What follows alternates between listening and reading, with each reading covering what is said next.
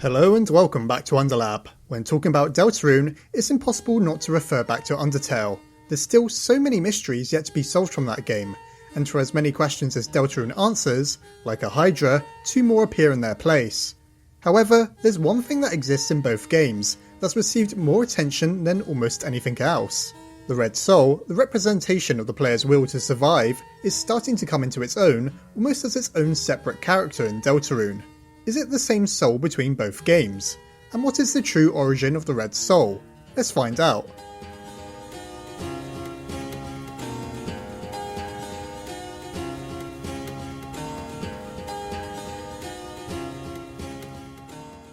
Do you remember Undertale's true lab? The lab beneath Alphys, first overseen by the previous royal scientist, Gaster. This dark and enigmatic place became the testing grounds for Alphys' most controversial experiment, an attempt to carry on life after death. Frail and fading monsters were taken to this place as Alphys desperately tried to prolong their lives, injecting them with the strange fuel known as determination, found only in human souls.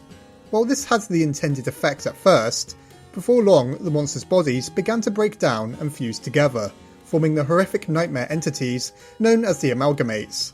While nicer than their appearances made them seem, there's still no denying the atrocity against nature that was committed within Alphys' lab.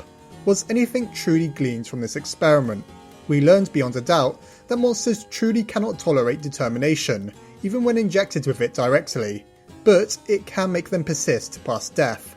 The Red Soul that represents us in both Undertale and Deltarune is supposedly the embodiment of determination itself, quite literally making us the main character. So, we're full of something that allows us to defy death itself. To understand what this means, we need to zoom out a bit. What exactly does it mean to have determination? Determination, at least within Undertale, doesn't just seem to be our willpower or desire to push through. I find it hard to believe that monsters are truly incapable of possessing that. It seems to be something else, much like how many acronyms within Undertale turned out to mean something more menacing. It's also notable that the Amalgamates within the true lab still broke down when injected with it. It could be that monsters naturally reject it, or that determination really is something quite bizarre within the franchise. Determination, more likely than not, seems to be a measure of our autonomy within either game's world. It's what allows us to save and reload, and most notably within Undertale at least, our ability to make decisions. In Deltarune, the story without choice, we can still affect things to some degree, but it seems massively inhibited by the fact that the vessel Chris that we're trying to control seems intent on rejecting us.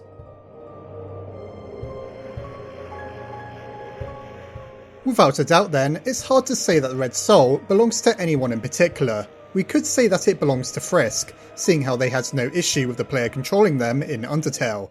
Toby Fox has gone on record describing Frisk as a blank slate for the player to impress upon, and while this could be seen as purely a commentary on the silent protagonist we so often see in video games, could it mean something more? Was Frisk a willing vessel, cooperating with the Red Soul piloting them, given the emphasis upon the creation of a so-called vessel, which appears to be a human body within Deltarune? There's strange and potentially disturbing conclusions we can come to about Undertale.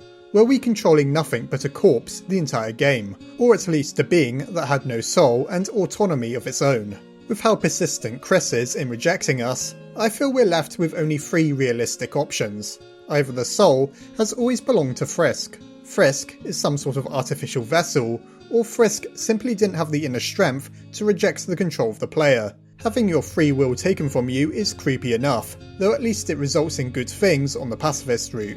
The less said about a certain other route, the better.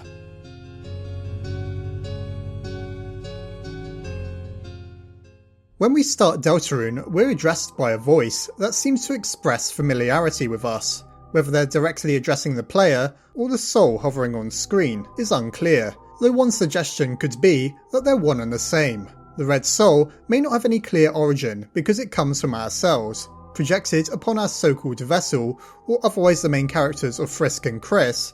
We're able to control them to an extent, with Chris much less susceptible. Now, this really is just a theory, but I assume there's a reason the game asks for our real name.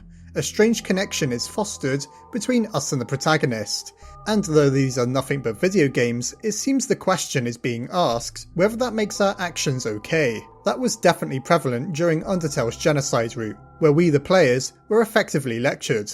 I think it definitely goes deeper than this though, and I'm sure you've heard of these ideas suggested many times before.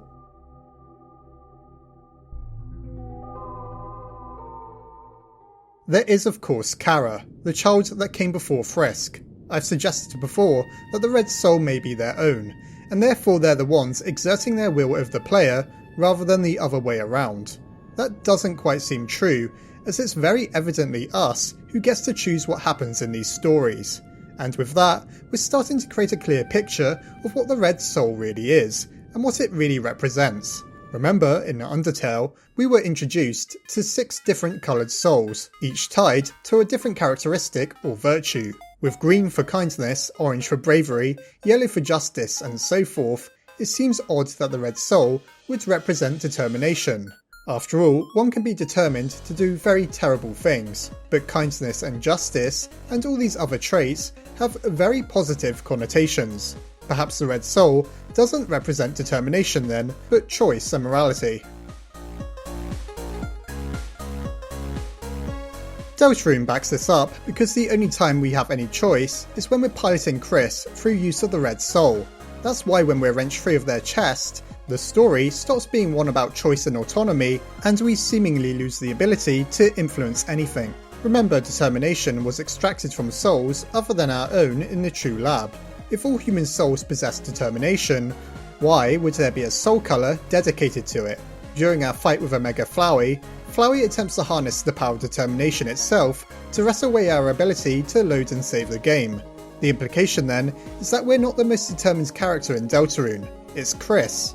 They're the ones who truly control this story, though the Red Soul is occasionally competing with them for that position, most of all on the Snowgrave route. Can you imagine playing a story-driven game with a second player who wants to go down a different route to yourself? Depending on who asserts themselves the most, the story will begin to become theirs, exactly like how Flowey tried and failed to take total control from us in Undertale. Now we may finally understand why the amalgamates melted and merged together after being dosed with determination. Determination is an omniscient force present throughout both games, and whoever has the most of it has the most control. Therefore, congealing into a single body and pooling determination may have made the amalgamate stronger, though that wasn't necessarily the will of the monsters that determines this. Determination itself seems almost sentient, trying to pool itself within a single vessel that could become so powerful it may as well be considered a god. The Red Soul seems less like it's in control and more like it's just another vessel swept up in the chaotic sea that is determination, at least in Deltarune. And seeing how it seems likely that Chris doesn't need the soul for its latent determination, that begs the question why they keep it around at all. Perhaps, with the power of morality and choice, Chris can fundamentally change things that were never supposed to be broken. The prophecy, so set in stone, could possibly be altered through the use of the correct soul. We saw the same happen in Undertale. The prophecy is carried out one way or another, but depending on our choices, the result can be very different. Referred to as a mere cage within the extended prophecy we find in Chapter 4, it's clear Chris requires something more than just their body to alter the course of fate. With the Red Soul of changing chaos from Undertale, anything is possible. What the outcome of this will be, we'll just have to wait and see until later chapters.